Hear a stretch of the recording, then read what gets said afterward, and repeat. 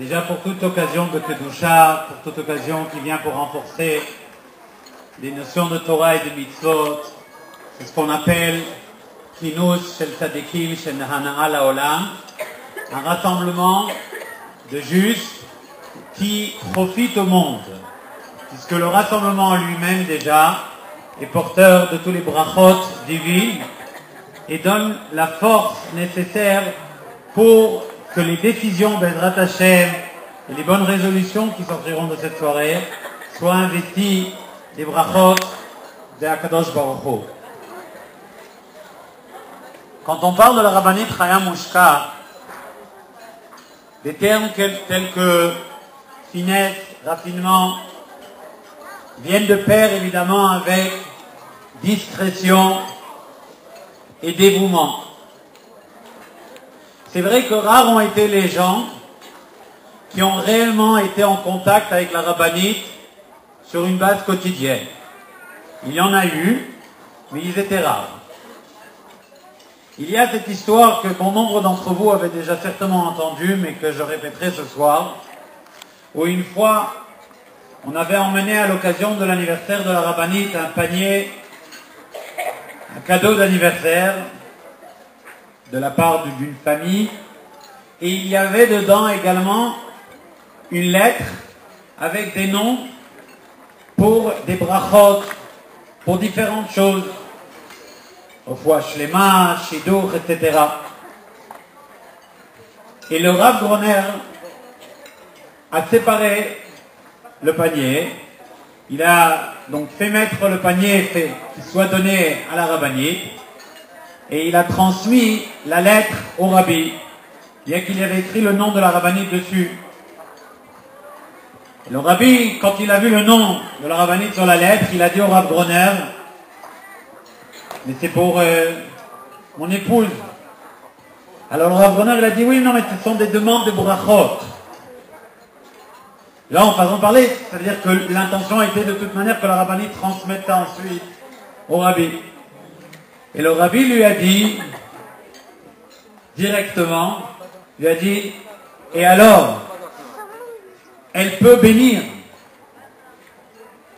C'est-à-dire que ce qui paraissait peut-être une certaine naïveté, on ne va pas blâmer, évidemment, mais que le cadeau était pour la rabbinite, mais que forcément dans la lettre qui était jointe avec les demandes de brachot, c'était quelque chose qu'il fallait transmettre au rabbi. Et bien le rabbi, il a rectifié, il a dit pas du tout. Si ces brachot étaient adressés à la rabbinite, et la rabbinite, elle veut très bien donner des brachot. Et ça, c'est une conversation privée qui s'est passée entre le rabbi et le Rav Groner. Donc le rabbi n'était pas en train de faire un compliment, d'être diplomate ou d'être gentil. Dans le dernier discours sikhin du rabbi qu'on a entendu pour le moment, à l'occasion de Chavvet Shvat, le rabbi il a révélé quelque chose de révolutionnaire. Il a dit une idée que je pense que jusqu'à aujourd'hui même, nous n'en saisissons pas encore toute sa portée. Le rabbi il a dit que dans le travail de ramener la Géoula, de faire paraître la venue du Mashiach, la Géoula sur terre, il avait dit que dans la fin de ce travail que ces dernières générations étaient, il y a 3 périodes. Ça il dit. Il dit la première période, elle s'est achevée avec la Istalkut du Rabbi Rayat. La Istalkut du Rabbi Yosef Yitzhak, qui était donc le beau-père du Rabbi. La deuxième période a commencé depuis le 11 Shvat 5711 ou 1951. Et le Rabbi a défini quelle a été cette période. Mais ce qui était révolutionnaire dans ce discours, c'est qu'ensuite il a dit qu'il y a eu une 3e période. Et que cette 3e période a commencé le 22 Shvat 1988 à Shin Memchet. Et le Rabbi définit là-bas, dans cette sikha, que cette 3e période correspond à l'achèvement de la révélation de la Géoula, de l'arrivée de Dieu sur terre. Quand on étudie cette sikha, on l'étudie une fois et encore une fois et encore une fois, on peut avoir du mal à saisir pourquoi Chaf Bet Shvat Tafshin Memchet. Alors bien sûr, alors, le Rabbi dit, la fille du Rabbi Yosef Yitzhak, mais on peut parfois ne pas comprendre le lien, le code rapport à effet, pourquoi le 22 Shvat, Chaf Bet Shvat, marque le début d'une nouvelle période. Alors pour essayer de comprendre ça, on va prendre un moment, on va faire une parenthèse sur la notion de cette sikha, sur la rabbinite, sur les propos du rabbi, sur le travail du rabbi. Et on va réfléchir d'une manière un peu plus profonde ensemble à une idée que la chassidoute elle développe en général par rapport au rôle de la femme. Le Baal HaTanya, Rabbi Shneur Zalman, dans l'Écouté Torah, il pose une question concernant les brachot, des Sheva brachot qu'on fait à un mariage. Et il s'interroge sur un changement de noussach, des mots, de formulation qu'il y a là-bas. Il y a deux brachot dans les Sheva brachot qui se ressemblent beaucoup et qui pourtant ne disent pas exactement la même chose. Une bracha, elle dit Mesameach Chatan Vekala. Baruch Ata Hashem, tu vois, qui réjouit, excusez-moi, le Chatan et la Kala. Mais il y a une autre bracha qui commence par Mehera Yishama Be'arei Yehuda U'Bechutzot Yerushalayim, la dernière. Kol Sason, Kol Simcha, Kol Chatan Ve'Kol Kala. Et qui termine en disant Baruch Ata Hashem Mesameach Chatan Ima Kala. Demande Rabbi Shneur Zalman, pourquoi ce changement? Pourquoi une fois dire Mesameach Chatan Ve'Kala et une fois Mesameach Chatan Ima Kala? Alors Rabbi Shneur Zalman, il explique la chose suivante. Il dit, car il y a deux étapes dans le monde, deux grandes périodes.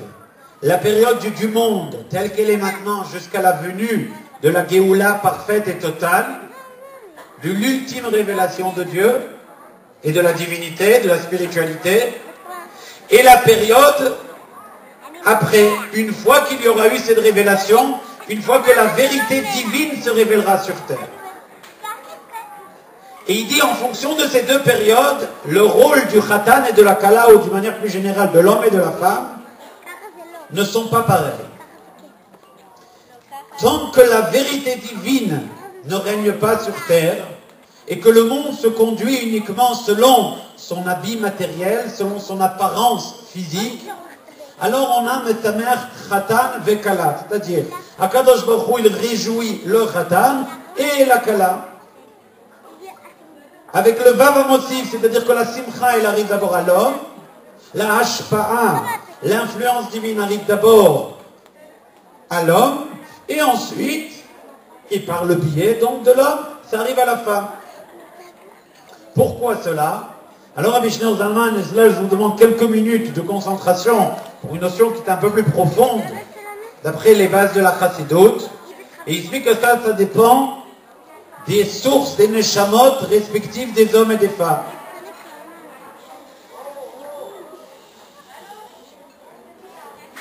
Un homme a sa neshama de ce qu'on appelle Ze'er Anpi.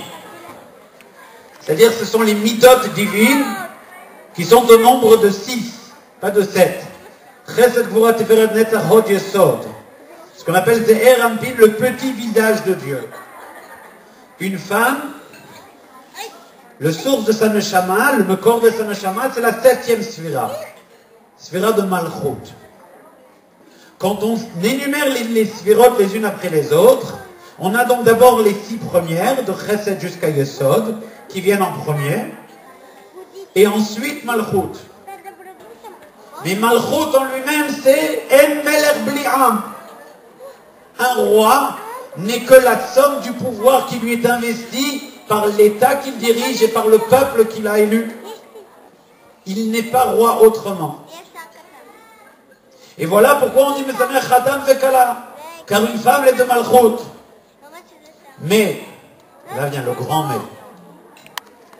Mais, dit Rabbi Shneur Zalman, ça, c'est l'apparence des choses telles qu'elles sont aujourd'hui dans le monde physique et matériel.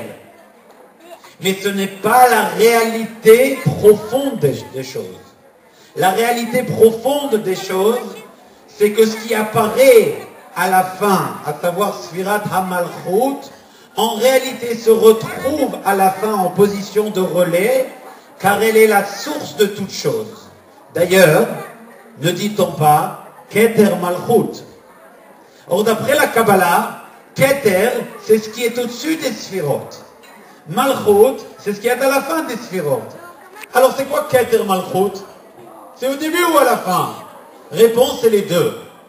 Précisément, ce qui est à l'origine de toute chose peut aussi s'effacer pour n'être que le récipient des autres qu'en réalité, elle-même a mis en motion, elle-même a mis en mouvement.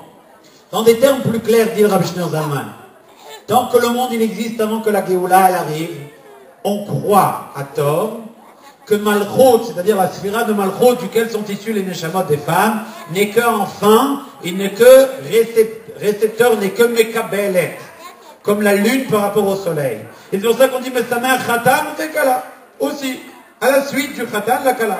Mais quand viendra Mehera, Yishama, Be'are, Yehuda, ou Bechutzot, Yerushalayim, quand il y aura la Géoula, alors Mesamer Khatan, de quelle manière l'homme recevra sa Hashpa'a, Sfirat Ze'er Ampin recevront leur Hashpa'a, Imakala à travers la Kala d'Afka, à travers la Sfira de la Malchut d'Afka, à travers la femme. Et c'est pour ça que le prophète Yirmiyahu il dit que Ba'et à ce moment-là on dira non pas Eshet Chayil Mimsa, mais Eshet Chayil Ateret Ba'ala. Aujourd'hui dans le Eshet Chayil on dit Eshet Chayil Mimsa, etc., etc. Et on dit dans la lettre Nun Noda Ba'She'arim Ba'ala. Ba'ala c'est celui qui est Noda Ba'She'arim. Ce qu'elle fait, Eshet Chayil, c'est qu'elle se lève pendant la nuit, etc., etc. C'est un rôle de mistorim, c'est un rôle de retrait, de discrétion. Au moment de la Géoula, Eshet Chayil Ateret Ba'ala, ce qui veut dire la femme vaillante, la femme tout court, deviendra la couronne de son mari. Pas simplement qu'elle sera plus complimentée, on n'a rien contre les compliments, c'est toujours bienvenu, hein, c'est sûr. Mais c'est pas uniquement que, on dira que la kavod, bravo, etc. Mais réellement, on dirait Mishnah Zalman, parce que la hashpa'a, alors on comprendra que Malchut, que la sphira de Malchut, en réalité a pu se mettre en fin de position, car elle a elle-même la source de toutes les positions. Pour le dire d'une manière un tout petit peu plus, on va dire, si on peut dire, un tout petit peu de manière plus philosophique, si je suis quelque chose de défini, de très précis, je ne peux qu'être ce que je suis. Et si on m'empêche d'être ce que je suis, je ne suis plus du tout. Car je ne peux pas être autre chose. Là, je viens de vous décrire un homme qui est défini par un rôle très spécifique, par un rôle de mashpia, qui est une hashpa'a très très particulière. Et s'il ne peut pas exprimer cette hashpa'a, s'il ne peut pas vivre ce qu'il ressent, qu'il doit donner, il n'est plus du tout. Si on lui demande de se mettre en retrait, c'est pas à vous que j'ai besoin de vous apprendre à quel point c'est pas chose aisée de demander à un homme de se mettre en retrait, c'est quelque chose qui va contre sa nature, parce que dans ce cas-là, qui est-il s'il n'est pas là, s'il ne donne pas, s'il n'occupe pas la place? Il a besoin d'occuper la place, car sinon il n'est plus rien.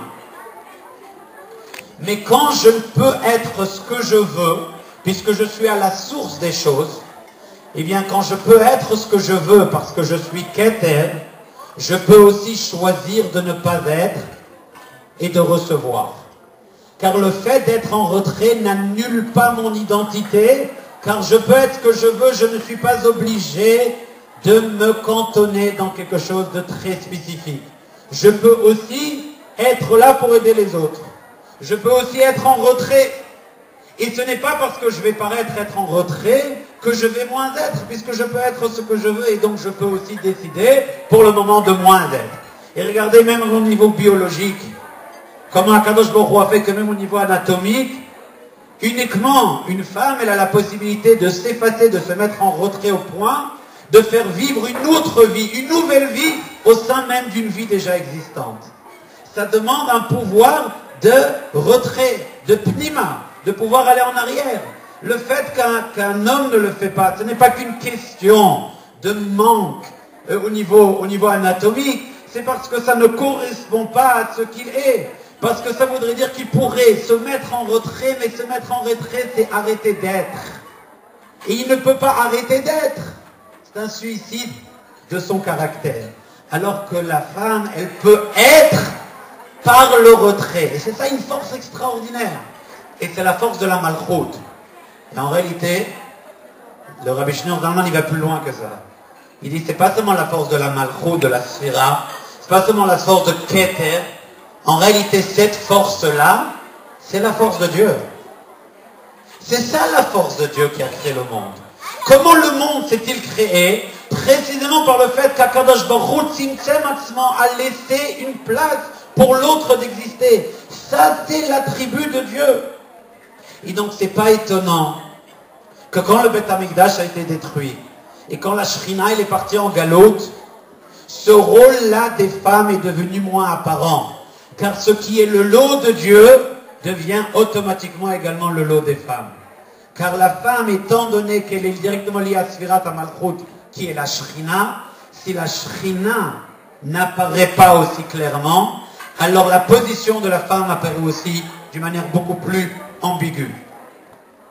Baruch Hashem, nous vivons dans une étape, dans un moment où la Shrina, elle revient, où la Géoula est arrivée par des étapes successives et en train de se révéler par des actes successifs, étapes qui ont commencé surtout depuis 2 siècles.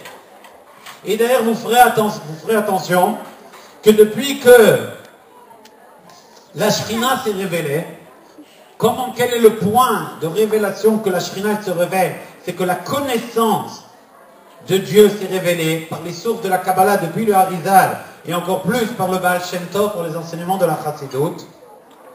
Depuis, le monde a connu 2 révolutions. Dans le monde juif, bien sûr, toujours ce qui descend dans le monde a aussi une résonance dans le Umot HaOlam, mais on ne va pas maintenant rentrer dans toutes ces ramifications.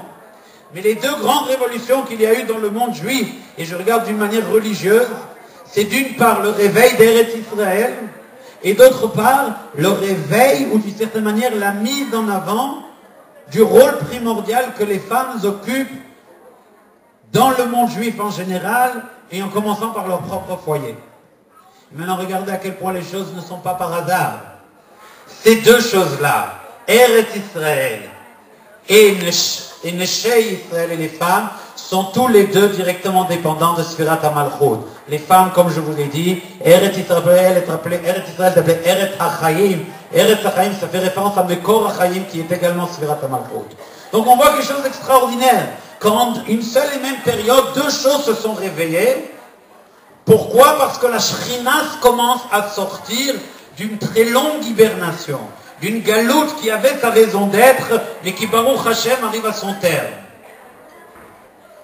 Maintenant, essayons de comprendre quel rapport avec ce que je vous ai dit au début. Rabbi Shneur Zalman, il pose une question aussi dans les côtés Torah, il dit pourquoi est-ce que Hashem il dit à Abraham, tout ce que tu diras de Sarah, tu l'écouteras. Les Avot, ils vivaient déjà cette madriga-là, où en réalité leur corps, Eshet Chai la Teret Bala, leur venait par les Imahot. Le corps des Avot venait par les Imahot. Si vous voulez, prenez les côtés Torah, Shir Hashirim, celles qui veulent, je peux vous donner la référence exacte. Que le corps des Avot, il venait par les Imaot. Bien que dans le monde en général, tant qu'il y aura la Géoula, l'ordre des choses paraît le contraire, mais les Avot vivent déjà un moment qui est comme le moment de la révélation. Et maintenant, on comprend ce que le Rabbi nous dit dans cette séquence. Par des mots voilés, et avec des références qu'il faut aller rechercher, mais qui du coup, une fois qu'on relie tous les éléments, les choses prennent tout leur sens. Le Rabbi, qu'est-ce qu'il a dit dans plusieurs sikhot? Que la Géoula, elle est là, qu'il faut ouvrir les yeux. Et que le monde doit juste accueillir la Géoula, mais que du niveau spirituel, toute la Géoula, elle est déjà là. C'est-à-dire que le Rabbi, lui, à son niveau en tout cas, vit ce niveau-là de la Géoula de Atid Lavo, comme le Rabbi Shimon Zalman dit, il vit le niveau de l'Atid Lavo. C'est donc dire que le Rabbi nous fait comprendre que le corps de la Nessiout du Rabbi, elle vient par Eshet Chayil Ateret Ba'ala. Et c'est pour cela que quand il y a eu Istalkut de la rabbinite Chayam Mushka, c'est une nouvelle Tkoufa qui commence dans le Inyan du Rabbi. Car étant donné que Eshet Chayil Ateret Ba'ala, que le corps, que le Rabbi vit déjà, ce qui sera le lot du monde entier, mais à la Géoula, alors on commence une nouvelle Tkoufa. Pourtant, en tant que Chassidim, on peut dire, mais le Rabbi, c'est le Rabbi. Et la Avoda, c'est la même Avoda. Le Rabbi dit non. Suivez mon regard, étudiez les références, et vous comprendrez pourquoi depuis Chavet Shvat, c'est une nouvelle Tkoufa. D'ailleurs, pour la petite histoire, que je ne vais pas commencer à donner des interprétations personnelles dessus, je ne vais que vous exposer la petite histoire, et chacun en conclura ce qu'elle veut en conclure. Il faut savoir que la Nessiout du Rabbi a commencé d'une manière formelle le 11 Shvat, la nuit entre le 10 et le 11 Shvat, Tafshin Yud Aleph 5711, par le fait que le Rabbi a prononcé son premier Mahamar. C'est une constante chez les Chassidim, qu'un Rabbi prend la direction des Chassidim, accepte, assume de diriger les Chassidim, de devenir un Nasi. L'acte formel de cette acceptation se fait par la récitation d'un Mahamar avec des idées à lui. Chaque Chassid peut répéter un Mahamar de quelqu'un d'autre, d'un Rabbi, mais pas dire un Mahamar à lui. Yud Shvat, sur la nuit de Yud Shvat, le Rabbi a dit son premier Mahamar.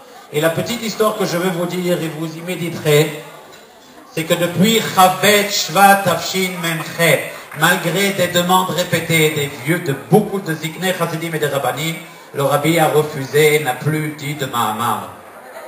Depuis Chavet Shvat Tafshin Memchet, le Rabbi n'a plus prononcé de Mahamar. Et il a dit à commencer une nouvelle Tkoufa. Quelle est cette nouvelle Tkoufa? Il dit la nouvelle Tkoufa, c'est de révéler comment Dieu lui-même, il existe dans les choses les plus matérielles. Et maintenant, on va essayer d'abréger et d'arriver au point final. Qu'est-ce que ça veut dire pour nous? Parce que depuis tout à l'heure, on parle finalement de choses très abstraites, très élevées. Malchut, Ze'er Anpin, les Avot, les Imaot, les Atid Lavo, maintenant le Rabbi, la Rabbanite, Kol HaKavod. Mais nous, dans notre vie, qu'est-ce que ça veut dire? Concrètement, qu'est-ce que ça veut dire pour nous? Alors le Rabbi traduit. Il dit qu'on dit qu'une nouvelle période, elle a commencé, c'est-à-dire que maintenant le pouvoir est donné à chacune. Et le Rabbi s'adresse dans cette sira particulièrement aux femmes, de montrer comment il y a d'Ira Betartonim, comment Dieu y réside sur terre dans le matériel des choses. Le propre de l'homme, c'est de vouloir enfermer Dieu dans la synagogue ou dans la salle d'études de la yeshiva. Le corps de la femme, c'est de montrer qu'Akadosh Baruch Hu, il est là dans le détail matériel du quotidien, dans l'éducation, dans les éléments de la journée, dans ce qui paraît être évidemment le fardeau de la vie. Eh bien, la force de la femme, c'est précisément de pouvoir relever que tous ces éléments-là, qui peuvent en effet être un lourd fardeau, ne sont que d'autant d'expressions de la divinité sur terre. Quelque chose qu'un homme, il a beaucoup plus de mal à faire. Un homme, il gère ça comme une obligation, comme quelque chose qu'il vient en faire. Et quand il veut s'élever dans la Kedusha, il a besoin de s'isoler, il veut faire une grande bonne note, il veut rentrer dans une longue étude, une bonne fila. Ça ne veut pas dire que la femme, elle n'a pas besoin de faire ça. Mais la force de la femme, c'est de dire, oui, mais tout ça, Nachon vegam od yoter miseh, que Dieu, il se révèle, pas seulement qu'il est présent, mais que Dieu se révèle d'Afka dans les détails du matériel. Et la force de la femme du Rabbi, elle est précisément dans le fait qu'elle ne cherche pas à vaincre le monde, elle ne cherche pas à le conquérir, à aller contre lui, mais elle travaille main à main avec lui et elle le transforme de l'intérieur. C'est la notion même de dira betartonim. Et étant donné que ce travail-là, il se fait d'Afka par les femmes qui sont Sfirat HaMalchut, on comprend maintenant le lien pourquoi Sfirat HaMalchut, c'est elle qui se révèle. Alors finalement, le travail de la Géoula, qui est de faire entrer dira betartonim, d'Afka dans les dimensions matérielles des choses. Si Akadosh Baruch Hu voulait se révéler dans les sphères spirituelles, dans les sphères de Kedusha, il aurait arrêté la création avec les Malachim. Or, il est descendu jusqu'au matériel. Na'ut trilatam besofan. l'essence même de Dieu réside le plus dans le détail des choses matérielles. Et ça, descendre dans une telle, dans des choses tellement minutieuses, et de mettre là-dedans de la kedusha, de la chayut, ça c'est quelque chose qui est l'apanage et la force particulière de Eshet Chayil qui vient à Teret Ba'ala, et pour cela il y a des forces, puisque ce n'est pas vaincre, mais c'est convaincre, séduire à des idées, rapprocher, parler. Maintenant, en effet, la différence, c'est que chez une femme, ça commence d'abord par l'intérieur. C'est pour cela qu'on dit Kol Kvuda Bat Melech Pnima, c'est-à-dire que pour que ça jaillisse vers l'extérieur, ça commence d'abord par être quelque chose qui est terminé à l'intérieur. On finit à l'intérieur. C'est pour ça que le plus grand obstacle parfois, puisque chacun il a son Yetzer Hara par rapport à le tafkid et la shlichut que cette personne a, le plus grand Yetzer Hara peut être le manque de la simcha, de ne prendre le matériel que pour du matériel, de prendre les obligations que comme des obligations, de prendre les différentes choses que comme des mauvais moments à passer, des choses à faire avant de passer aux choses sérieuses. Et de manquer de simcha, de réaliser que ça, c'est les choses sérieuses. Les choses sérieuses, c'est précisément ça, c'est la dira betartonim, c'est de rentrer la kedusha et du pnima, de l'intérieur, de la réussite personnelle, dans le couple, dans le foyer, dans l'éducation des enfants, ça jaillit vers l'extérieur. Pas nécessairement qu'il faut attendre d'avoir tout terminé, comme le Rabbi l'a une fois dit dans l'Isra quand il parlait de la shlichut et du kirou. Il dit, il y a des gens, ils disent, on n'est pas encore prêt d'aller vers l'extérieur. Alors Rabbi, il a dit avec un ton d'humour, il a dit, est-ce que l'autre, il est fautif du fait que toi, t'es pas prêt? L'autre, il a besoin maintenant. Et t'es pas prêt, tu continues à te préparer en même temps que l'autre, il a besoin.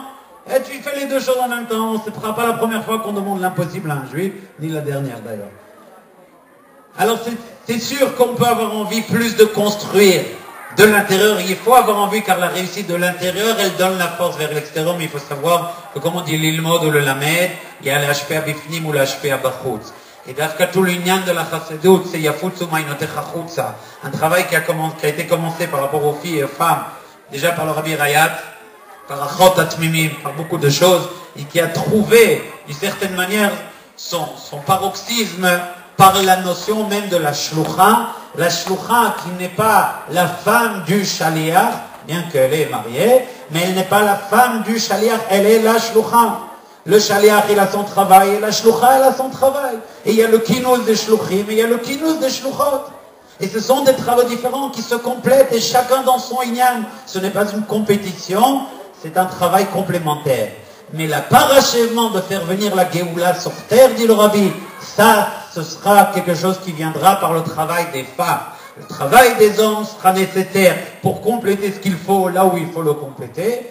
Mais le parachèvement de faire révéler la Shrina sur terre, de faire venir la Géoula d'une manière parfaite, ça c'est les femmes qui le feront. Car c'est ça qui est tout le corps de Shrina, de Dira Betartonim. Et le Rabbi le dit d'une manière très mignonne, excusez-moi l'expression, mais il dit, finalement, quand on dit qu'on doit faire à Dieu une maison sur terre, à qui on va demander d'aménager la maison? À l'homme ou à la femme? Cette dira, elle soit une dira na'a, une dira yafa, une dira rechava, une belle dira. L'homme, il a sa contribution, il a son rôle. On n'est pas en train de enlever de l'un par rapport à l'autre, mais comprendre quelle est la place de chacun. Alors, en guise de conclusion, Imam, il faut prendre conscience de ce rôle pour que, d'une part, ça vous donne courage, et c'est un très grand courage que Baruch Hashem vous avez dans le quotidien, un quotidien qui ne donne pas toujours le sourire le matin et parfois encore moins le soir, etc. De comprendre que la Kedusha et la Shrina, elle est précisément dans ce qui paraît être le petit du monde matériel et physique de la vie qu'on peut croire qu'elle est petite, qu'on mène. Il faut savoir qu'il n'y a rien de petit. C'est des grandes choses qui sont en train de se réaliser parce que ce qui se parfait à l'intérieur jaillit finalement par l'extérieur. Mais deuxièmement, si on veut avoir tout le corps et toute la puissance de pouvoir emmener ça vers l'extérieur, il faut baigner, s'imprégner dans les enseignements de la chassidut, dans les enseignements des ma'amarim, des sichot. Car quand on étudie Il faut se fixer des moments d'étude, que ce soit en shiur, en chavruta, des femmes entre elles ou un couple entre lui, se fixer des moments d'étude et de préférence des moments d'étude de la chassidut, parce que ça donne le tokef, ça donne la puissance nécessaire de prendre ce travail qui se fait à l'intérieur, de l'emmener à l'extérieur pour terminer cette révélation de la Shrina sur terre. Je vous remercie de votre attention. Kol hakavod, réussissez dans cette mission.